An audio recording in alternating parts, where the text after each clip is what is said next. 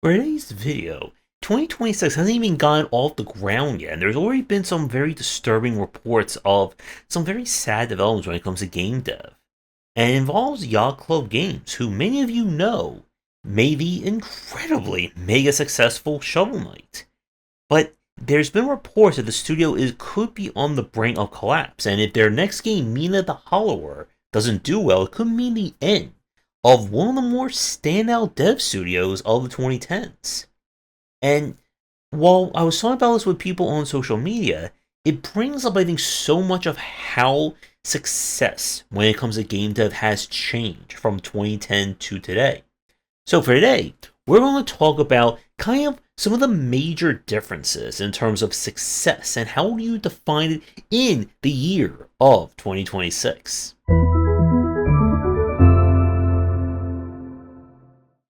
As I said in the stinger, if you are watching this somehow in the future, or maybe in the past, when we talk about success as a game dev, an indie dev, first time, second, third, fifth time developer, it really changes based on the year.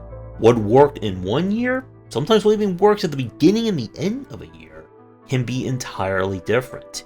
For people new watching this video, I've been covering the indie dev and game design scene now for over a decade. I got to watch how the indie scene has grown, evolved, and transformed over the 2010s. Indie development is no longer considered the bottom rung of the ladder or the stepping stone to something greater. We've seen some phenomenal and amazing indie games do far better than their AA and AAA counterparts. We're seeing many people just giving up on AAA games and going right into the indie space. And Yacht Club Games was one of the more standout developers of the 2010s. They had amazing successes. I have an amiibo of Shovel Knight right here that we got at some point. And again, you can't say a game wasn't a success if it has its own amiibo. We never even saw a Shovel Knight inspired character in Smash. I think it was just a trophy. So again, Yacht Club Games with Shovel Knight did phenomenal work, and a lot of people remember them. But this is not my first go around here. I've talked a lot about how I've seen developers who've had amazing games, sometimes a critical success, a commercial success, or a combination, still end up closing or suffering a lot of problems as years go on. It is incredibly difficult to survive long term in this industry, unless every one of your games is named Minecraft or Among Us. It doesn't always happen that way. And surviving long term has been one of the hardest things to talk about because many studios close. People go on to do other things, or their games just don't end up doing enough to sustain themselves. And it is rarer than you may think, unfortunately, to find studios who have 10, 15, or even 20 plus years of still being around. So when we talk about success and how things have changed in game dev, when we looked at kind of the early 2010s, even into the middle of the decade, the idea, and this is something that I talked with a lot of developers about in many of my interviews, was to create a franchise around your studio. That one game, that one character or series that is going to define your entire company for years to come.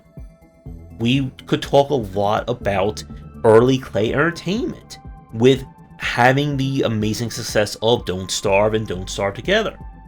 We can of course mention Arkane Games with AI Wars and AI Wars 2.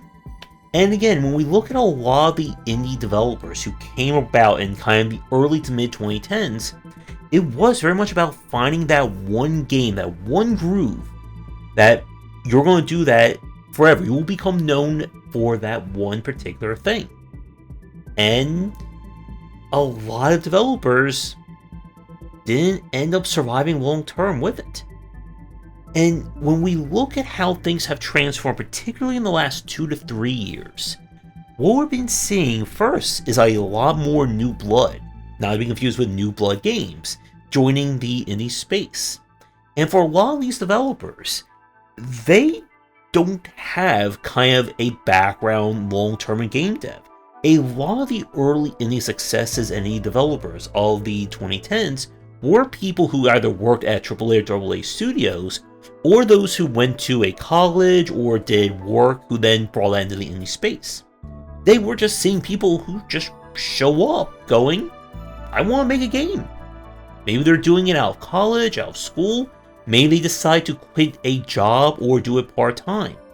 But the kind of preconception of what it means to make an indie game or be an indie developer has really transformed. And a big aspect of that has been focusing on studio growth and kind of a studio brand.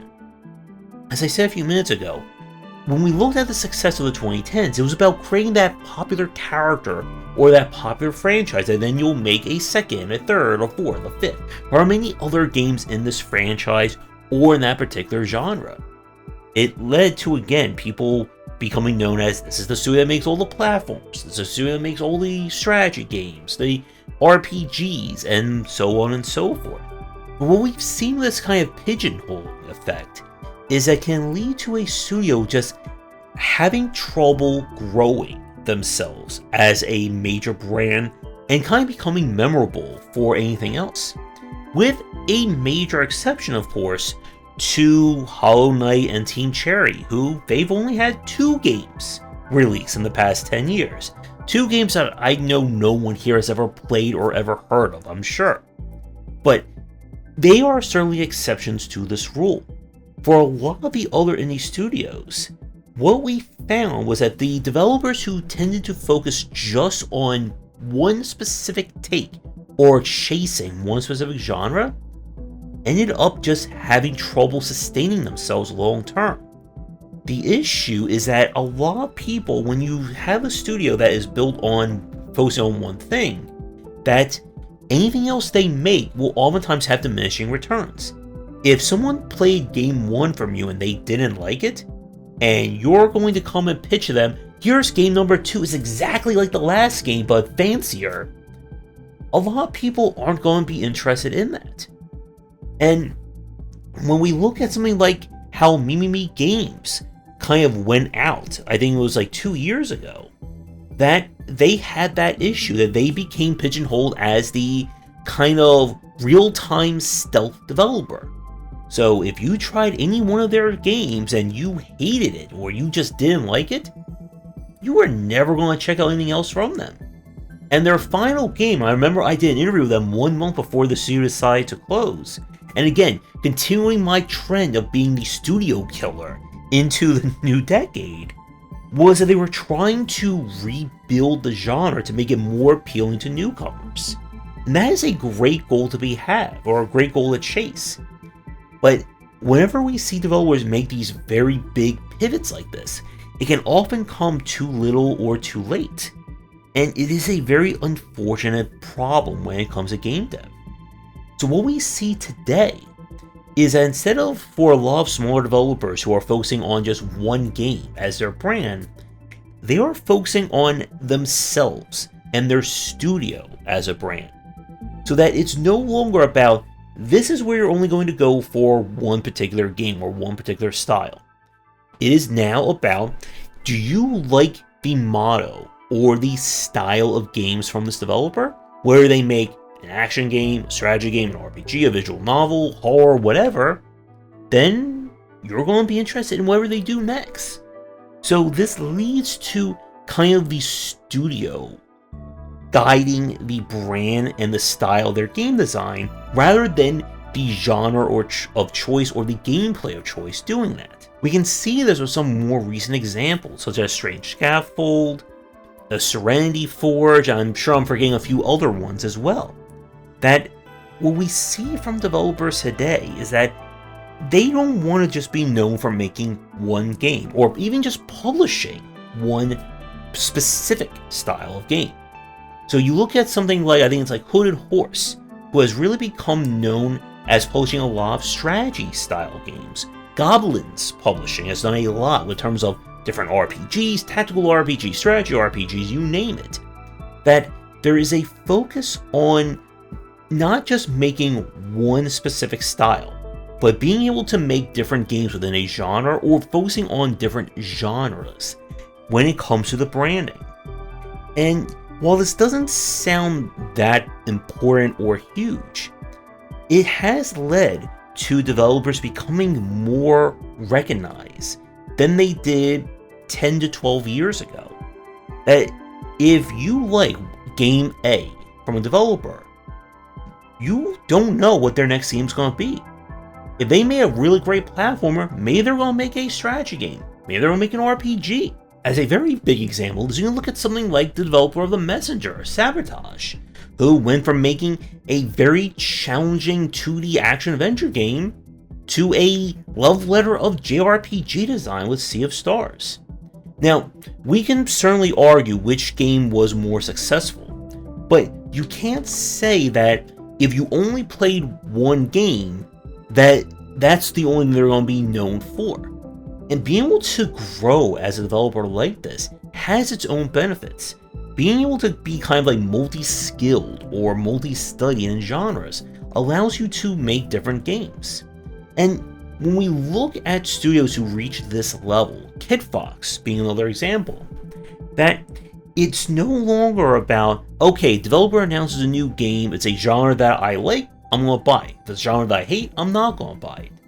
Now it becomes, developer that I like, it has just announced a new game, I'm going to check it out. Because I really like this developer. They've made amazing games in the past, I've liked, or at least been interested in them, so I'm going to at least give it a try, or at least mention it to people. And this can lead to this kind of discovery effect, where one of the games from a developer did amazingly well, and everyone goes and plays it, and then they immediately rush to see all the other games from that developer and may be interested in buying and checking them out.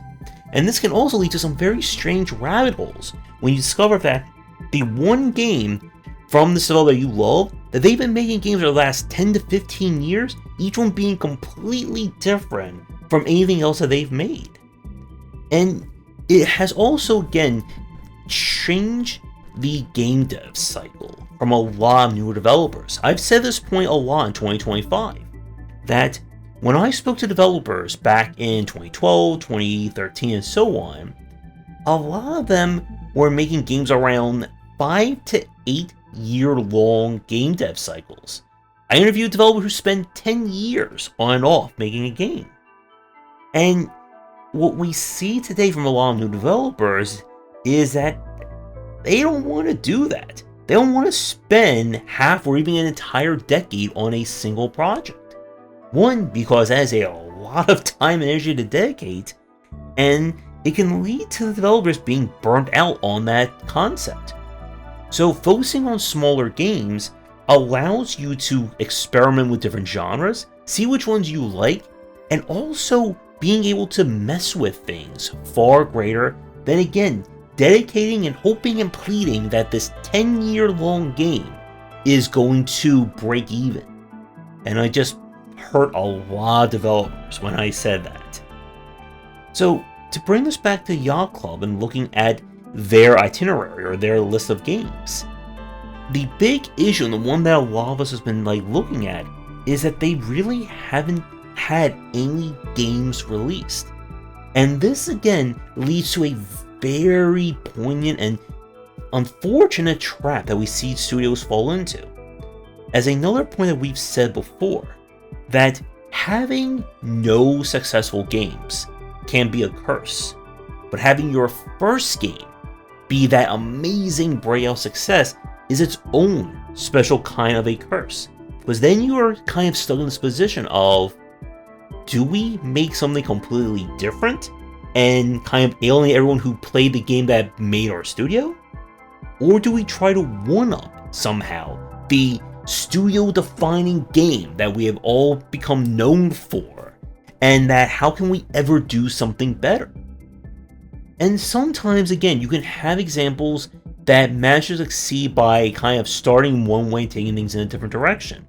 With Hollow Knight Silksong, in interviews, Team Cherry talked about how Silksong was originally going to be an expansion or another piece of DLC content for Hollow Knight. And then they just figured, well, there's so much stuff going into this, let's just make a full game out of it.